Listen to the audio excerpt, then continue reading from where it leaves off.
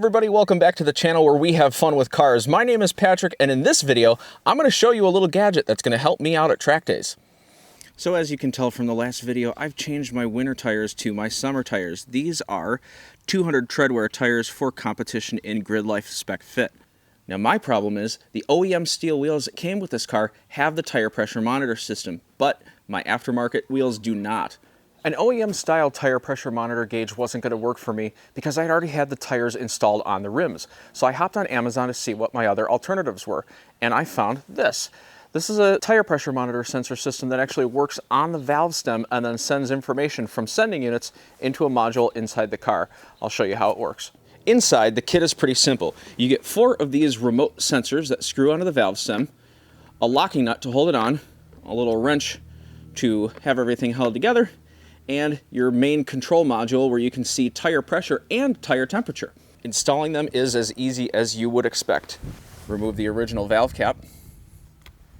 Next, screw on the retaining nut all the way.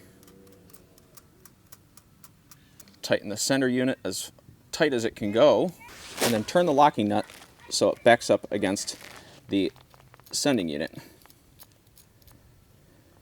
Tighten it down with the little wrench that they provide, and you're all set. Once you have all 4 sending units installed, you'll be able to turn on the module and see the tire pressures for all 4 tires, including the tire temperature on those outside smaller boxes. Now right now, you can see that the battery unit up here is charging, and that's because I've got full sun right now on the solar panel on top. You do have the option of plugging it in with a USB port though. Since I'm going to be using the dashboard for a different type of gauge, I'm going to end up using this spot right here to mount my monitor. And there it is.